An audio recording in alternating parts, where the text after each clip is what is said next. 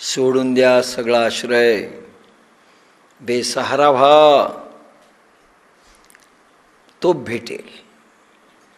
तुझा सहारा म्हणा.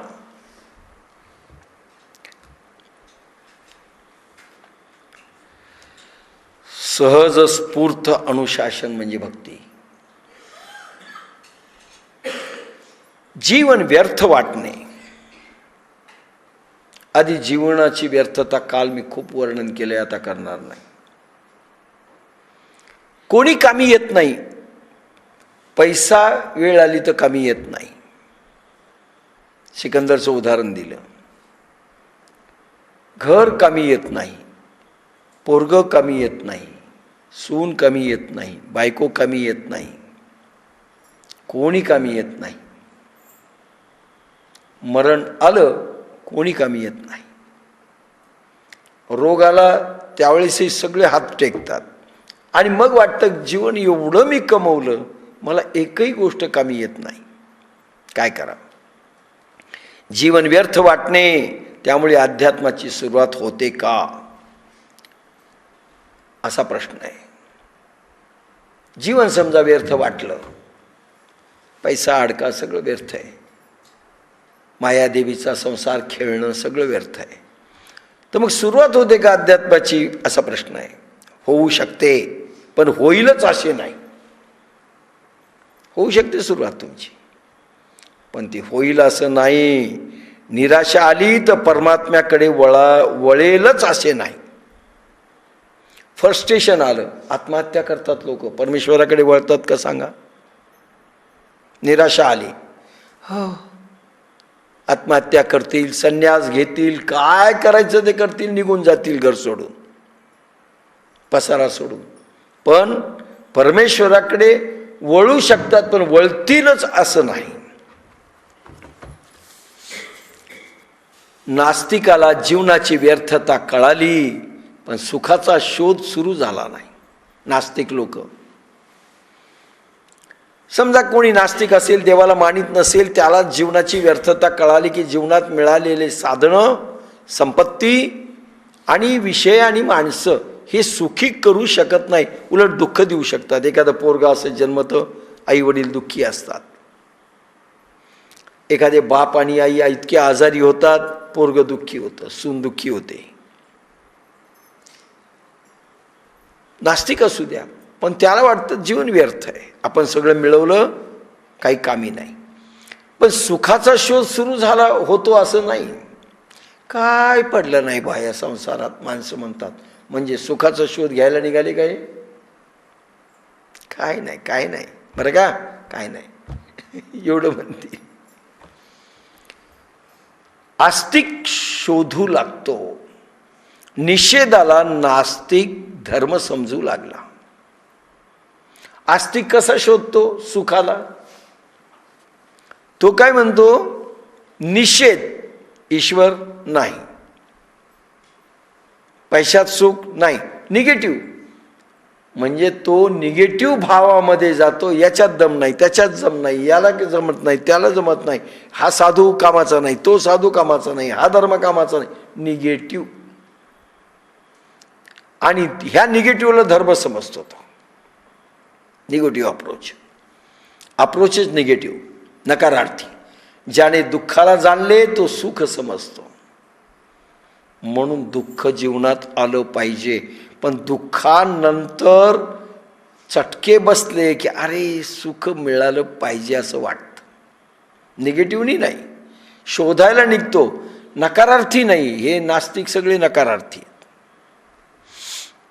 हा शोधायला निघतो. दुःख आलं की अंधकार जाणला, त्याला प्रकाशाचं महत्त्व समजतं. ज्या ठिकाणी जन्म आहे तेथे मृत्यू, तो जाणतो. मी जन्मलो, प्रवास मृत्यूकडे सुरू झालेला आहे. अरे मुलगा जन्मला की दुसऱ्याच सेकंदाला मृत्यूकडे प्रवास. आपली प्रवास मृत्यूकडे. त्याच्यामध्ये जर लाटाळता आलं, काय शब्द बेस्ट आहे, लाटाळता आलं अध्यात्म तर घ्यावं. पोहत पोहत संसारामध्ये घेता आलं जरूर घ्या, नाही तर मृत्यूकडे तर चाललोच. ज्या ठिकाणी जन्म आहे तेथे मृत्यू, जेथे अंधकार. म्हणून संध्याकाळी परमेश्वराला म्हणा, तुझ्याकडे येतोय का यमाकडे जातोय? परमेश्वरा, मी यमाकडे चाललो, मला वाचव रे, वाचव. जेथे अंधकार आहे तेथे प्रकाश असणार. म्हणजे तुम्ही जन्मलात तिथे मृत्यू असणार. दुःख आलं की सुख येणार, आणि सुख आलं की दुःख येणार. क्रोधाची दुसरी बाजू, क्रोध असेल तर दुसरी बाजू करुणा आहे. घृणेची दुसरी बाजू प्रेम आहे. घृणेची दुसरी बाजू प्रेम. एक समजले तर दुसरेही समजते.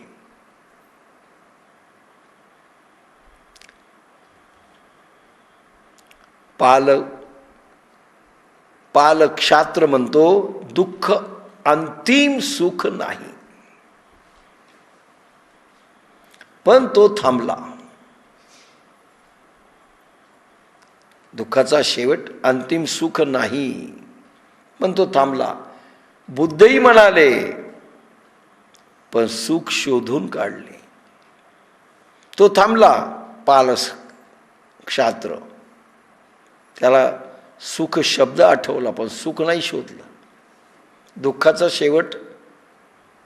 शेवट नंतर सुखाची सुरुवात होते, पण शोधलं नाही, शोधता नाही आलं. पण बुद्ध म्हणाले, त्यांनी सुख शोधून काढलं. दोन गोष्टी वेगळ्या. उपनिषद, बुद्ध, ही सगळी माणसं काय म्हणतात? आम्ही दुःख घालवूत. येशू ख्रिस्तांचे लोक सगळे टी व्ही पहा, त्याच्यामध्ये येशू दुःख घालवील, येशू रोग हरेल. ते म्हणतात रोग हरेल, पण प्रश्न आनंद मिळेल याची खात्री नाही.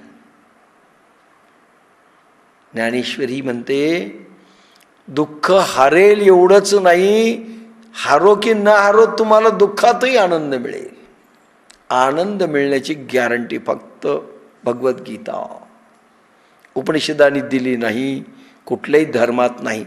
दुःख निवारण होईल, पण आनंद मिळेल याची खात्री आहे का? रोग जाईल, म्हणजे तुमची काया निरोगी झाली का?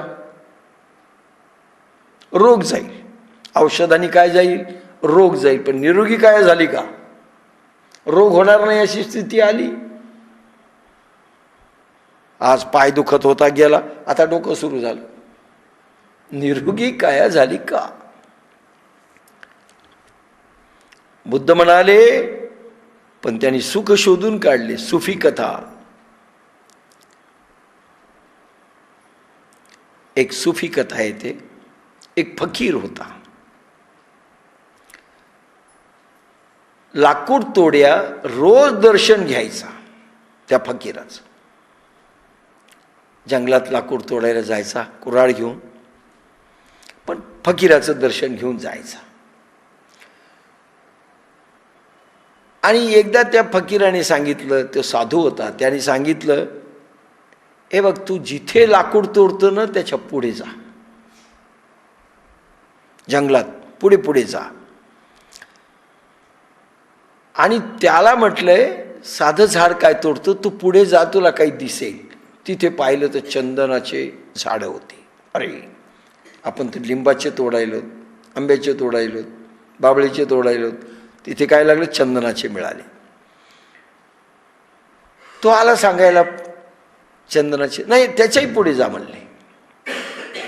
पुढे जायला सांगितले, सोन्याची खदान लागली. अरे बाप, खानच लागली सोन्याची. पुन्हा पुढे जायला सांगितले त्याला, अडकू नकोस तिथे, हिरे लागले. लक्षात घ्या, परमार्थिक विचार फक्त लाकडे मिळतील. कथा कीर्तनात, मंदिरात, पूजात, अर्च्यात, होम हवनात, भागवत कथा श्रवणात अडकले तर फक्त लाकडं मिळतील. मिळतील ना, काय मिळतील? तुम्ही लाकूड तोडे आहेत, फक्त लाकडं मिळतील. निर्विचारी मन झालं साधनेत तर चंदन मिळेल, चंदनाची लाकडं. निर्विचारी मन झालं तर सविकल्प समाधी लागली तर सोन्याची खाण मिळाली म्हणून समजा, व निर्विकल्प समाधी लागली तर हिरे मिळाली म्हणून समजा. लक्षात घ्या. पुन्हा पुढे गेले तर परमात्मा मिळेल. हिरेमध्ये अडकू नका.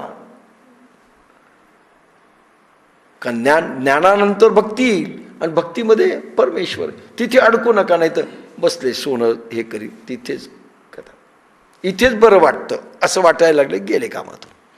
आम्हाला भागवत कथा श्रवणात बरं वाटतं बुवा, ते साधना, ते चरवंतरपण, ते मांडी घालणं, बसता येत नाही.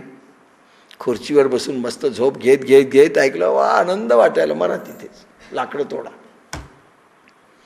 सोन्याच्या खाणी हिऱ्याच्या खाणी मिळणार नाहीत. पुन्हा पुढे गेले परमात्मा मिळेल. योगी शिडीद्वारे जातो.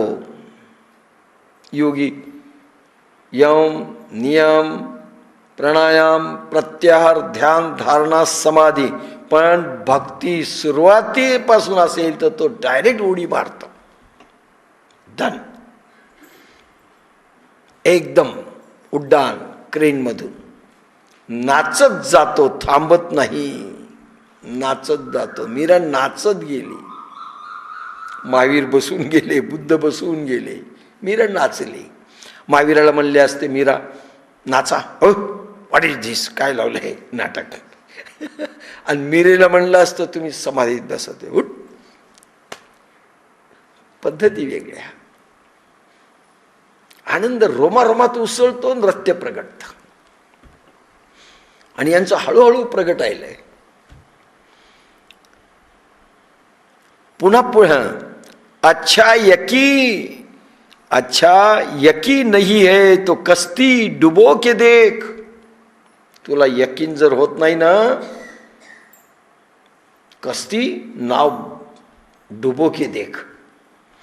अच्छा यकीन नहीं है, अच्छा यकीन येत नाही, संशय आहे का, तो कस्ती डुबो के देख. एक तू ही ना खुदा नहीं जालिम खुदा भी है. काय म्हटलंय? अच्छा यकीन नहीं है तो कस्ती डुबो के देख. एक तू ही ना खुदा नहीं जालिम खुदा भी है. मंदिरातील परमात्मा उधार आहे. खरा परमात्मा आहे का मंदिरातला देव? फोटोतला देव खरा परमात्मा आहे? उधार आहे तो परमात्मा. उधार आहे, नगदी नाही आहे. उधार माल आहे. बुद्धी उधार. तुम्ही भागवत कथा ऐकायलात, कोणाची बुद्धी आहे ती? भगवान व्यासाची. तुमची तर नाही ना. भगवान व्यासांना जे अनुभव आले ते तुम्ही ऐकतायत, अर्जुनाला आले ते तुम्ही ऐकतायत. उधार बुद्धी नाही. तशी ज्ञानेश्वरी पण उधार आहे बुद्धी. तुम्ही ऐकतायत पण अनुभवाला आले की नगदी परमात्मा भेटला. त्यांना अनुभव आले, तुम्हाला आले का?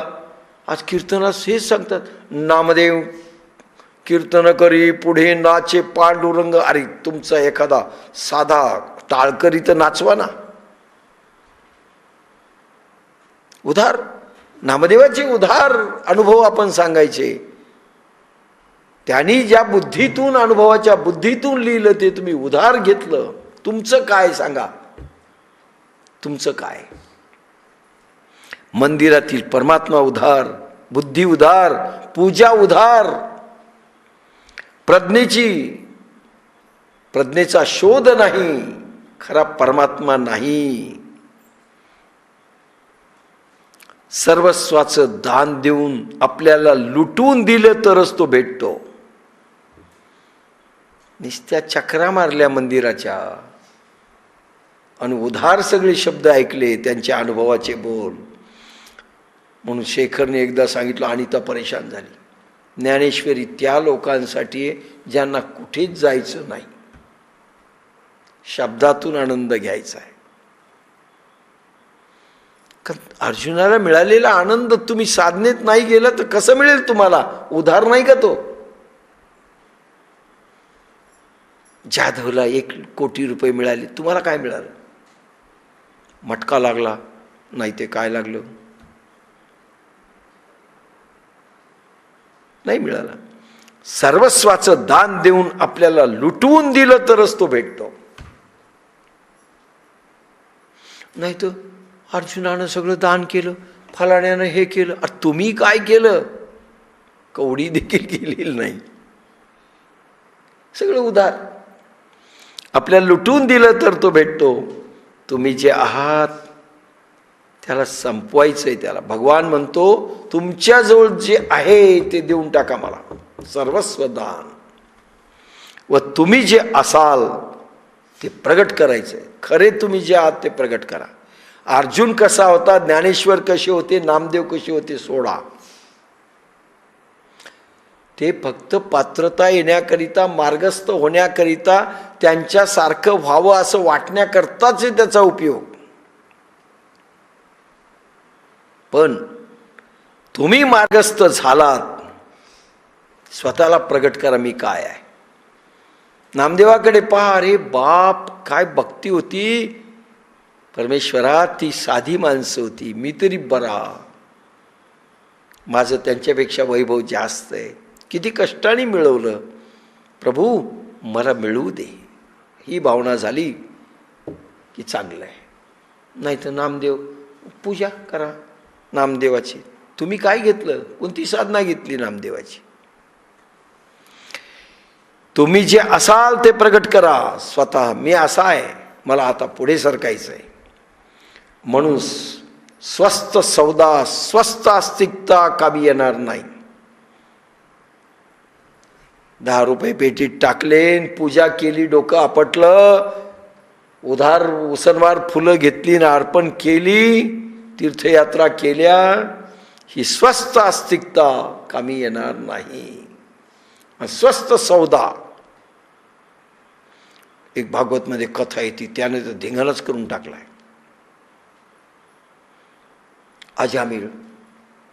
अजामिळ ब्राह्मण होता, सगळे सांगतात. आणि ते ब्राह्मण होता, वेशेच्या नादी लागला, सगळं बिघडलं. चांगला भगवत भक्त होता. आणि बस शेवटी मरायची वेळ आली. त्यानं आपल्या पोराचं नाव नारायण ठेवलं. मरता वेळेस म्हणला नारायण नारायण. म्हणल्यानंतर बस यमदूत आले न्यायला. यमदूताचं विष्णुदूत आले, अरे हा आमचा आहे. त्याच्यात अजून एक कुरघोडी करतात कीर्तनकार. कावळ्यानी विष्ठा टाकली असं ते गोपीचंद वाटलं. आणि बस विष्णुदूत म्हणले आपला सावज आहे. युद्ध झालं आणि त्याला नेलं स्वर्गात. एक नारायण म्हणल्यानंतर बस डायरेक्ट स्वर्गात नेलं. वैकुंठाहून विमान आलं त्याला. इतकी बेवकुफी सांगणं चांगलं नाही. अरे तो महान तपस्वी होता, थोडा चुकला म्हणून घोटाळा झाला. एक नारायण म्हणला की लगेच जातो. ही कथा तुम्हाला लाईनला लावायला ठीक आहे, पण तसं नाही. महावीर मूर्ख नव्हते.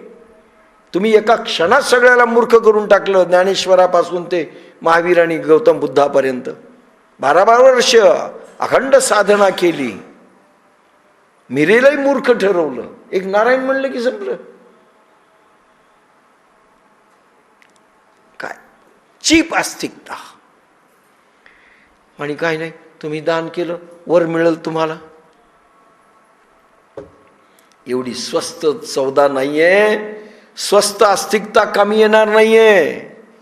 बस आपण पूजा केली, घंटा घडियाल बजाया, हिंदीमध्ये म्हणतात घंटा घडियाल. घंटा आणि घडियाल ते टनटन वाजवत ना, त्याला घडियाल म्हणतात हिंदीमध्ये. बस वाजवलं, शंख फुंकला की जय भोलेनाथ.